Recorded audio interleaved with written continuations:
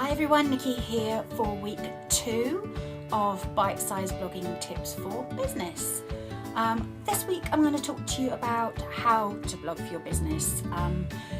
It seems quite obvious to you what sort of things you want to blog about, but actually there are definitely things that you do want to do and definitely things that you don't want to do.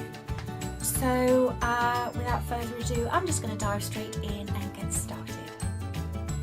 So the first really important lesson to learn when it comes to blogging is that your blog is not a sales page or an advertising opportunity. It's a really natural approach to take because you think, well, how else are people going to know what I do unless I talk about myself? This approach would have been fine about 10 years ago when it was all about old style, interruptive, self-promotional, outbound marketing. If you think about those cold callers who ring you and ask you if you want to buy insurance, or the guy that knocks on the door and asks you if you want to buy double glazing, for instance. It's rude and it's interruptive and it's noisy.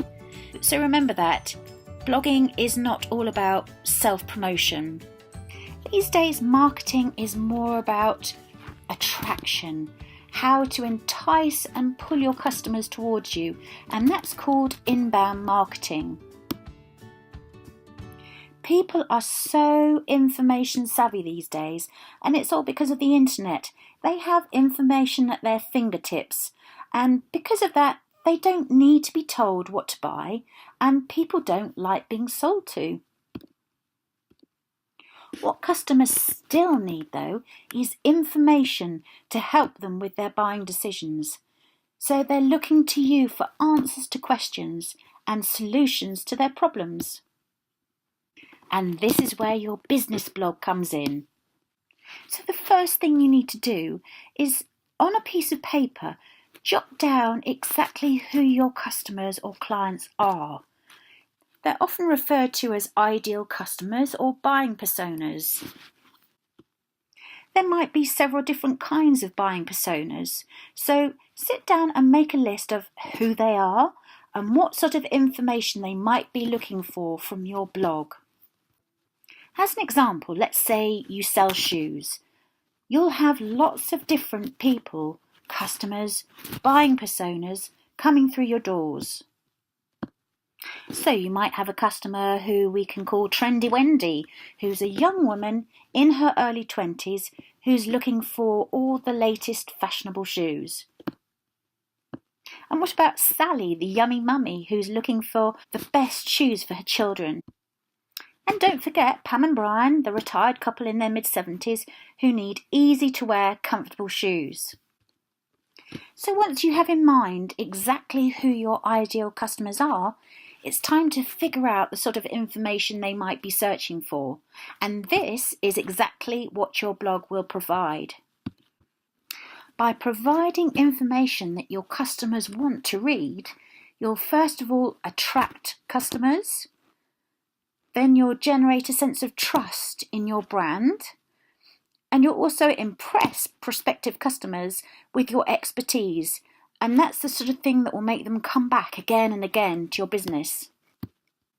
Blogging isn't easy, that's for sure. So you need to expect to give and keep giving before you get anything in return. It just takes time to build up awareness in your brand, to make people aware of what you're doing. But above all, don't give up. Let's think back to Trendy Wendy. She's a young woman in her 20s. So you need to start thinking of ways to engage with a younger audience. How exactly do they want to read your blog? Perhaps they prefer to watch videos, for instance. Images are incredibly important for blogs, and they encourage people to share them across Pinterest and Instagram. So the key takeaways from this week are: keep your content relevant to your audience. So if you're selling shoes, don't start writing about how to grow apples. Whatever you do it better and do it differently to your competitors. Take a look at their blogs, for example. See what they're doing, see what they're writing about, and see how you can plug a gap or do it better than them. Set yourself up as the expert in your field. Sonia Simone from Copyblogger nailed it when she said, "Be inspired by others, but find your own place." So It's okay to read other people's content and be inspired by what they do, but when it comes to writing on your own blog, find your own voice. The thing that makes you really unique and makes you stand out from others is you. So always write using your own voice. And here's something I touched on last week. Be consistent with your blog. Make a schedule and make sure you stick to it, because after a while, people who read your blog will come to expect fresh new content. So if you write once a week on a Wednesday, they'll come to expect a fresh new blog article from you on a Wednesday. And if you're feeling slightly overwhelmed by all these things that you've got to do, don't, because it's the consistent small actions that have a massive impact. And that's what Darren Rouse from Pro Blogger said, and he ought to know because he is a top blogger. And here are a couple of blogging tips from me.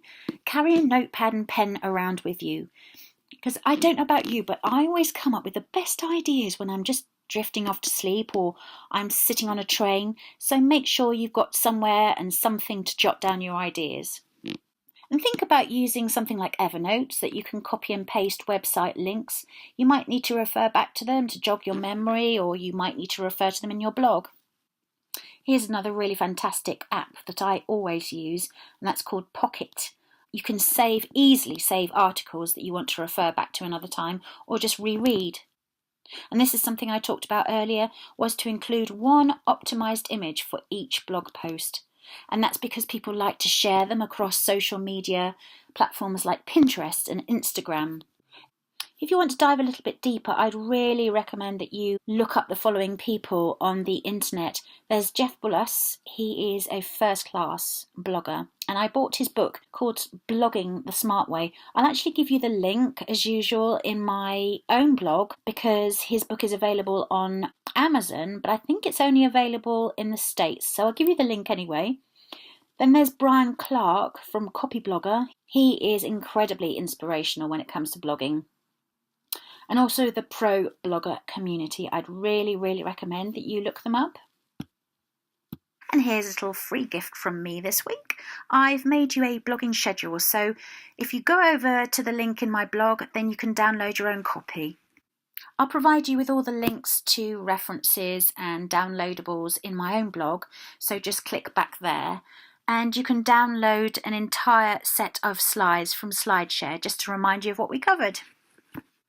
And as always, I'd be absolutely delighted if you join my fabulous group of bizpreneurs over on social media. And again, I'll provide you with the links over on my blog. So that's it for week 2 of bite-sized blogging tips for bizpreneurs. Join me again next week for another quick video tip.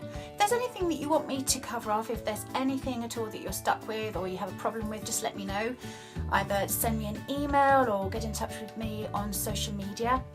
Don't forget to pop over to my blog for all the clickable links, and of course download your blogging schedule. And I look forward to seeing you again next week. Bye!